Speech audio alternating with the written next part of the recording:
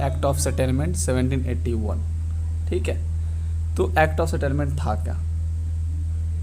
तो आपको बता दें कि एक्ट ऑफ सेटलमेंट को बंदोबस्त कानून भी कहा जाता है।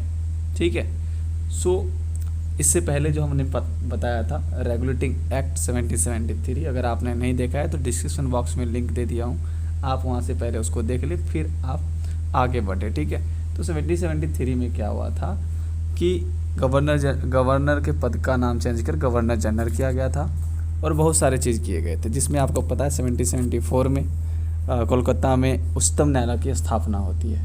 ठीक है, तो इसी के तहत उसके बाद क्या होता है कि जब भी गवर्नर जनरल को कोई लॉ को इम्प्लीमेंट करना होता था तो उस लॉ को रजिस्टर कराने के लिए जाना पड़ता था उन्हें सुप्रीम कोर्ट। जब गवर्नर जनरल जाता था कोई भी लॉ को रजिस्टर कराने कि हमें इम्प्लीमेंट करना, उससे पहले रजिस्टर कराना पड़ता था, तो कोलकाता उच्चतम न्यायालय जो है वो बोलता था ये रूल एंड रेगुलेशन के खिलाफ है, ज़्यादातर यही बोलता था।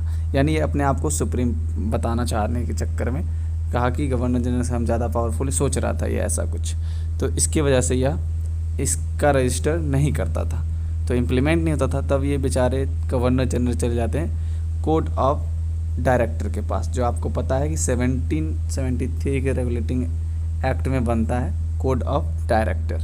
ठीक है, तो ये चला जाता है कोड ऑफ डायरेक्टर के पास, वहाँ पे अपना प्रॉब्लम बताता है। उसके बाद आती है 1781 में जो अधिनियम आता है एक्ट ऑफ सेटलमेंट, उसमें बहुत तरह के प्रावधान किए जाते हैं। तो उसमें क्या क्या विशेषता है, क्या क्या बदलाव किए गए, 1773 में क्या कमियां थी, उसको दूर करने के लिए 1781 में लाया गया एक्ट ऑफ सेटलमेंट।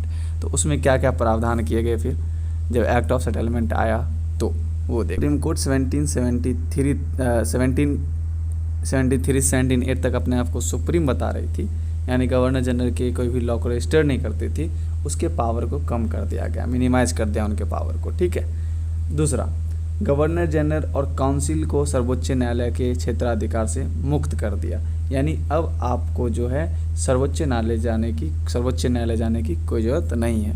ठीक है, आप अपना रूल रेगुलेशन लाए और उसको इम्प्लीमेंट करें, यहाँ पे रजिस्टर करवाने की ज़रूरत अब नहीं था। राजस्व वसूली से जुड़े मामले जो था उसको भी सर्वोच्च न्यायालय के क्षेत्राधिकार से हटा दिया, यानी राजस्व वसूली कोई भी कुछ होगा तो उसके जुड़े मामले जो हैं उसमें सर्वोच्च न्यायालय का कोई भी इंटरफेरेंस नहीं होगा।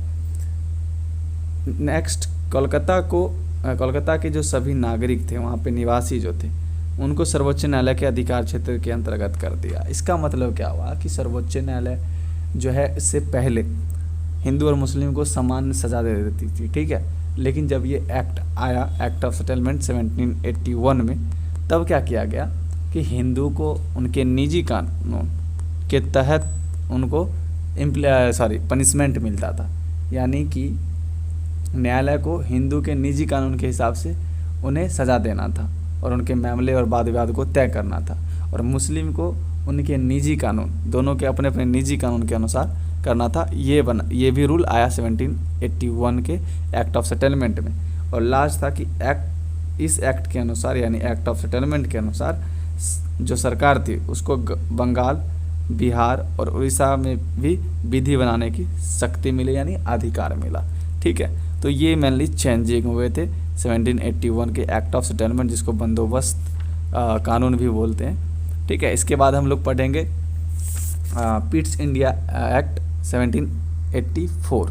ठीक है, तो वीडियो कैसा लगा हमें कमेंट सेक्शन में बताना। वीडियो में साथ करते हैं। जय हिंद, जय भारत।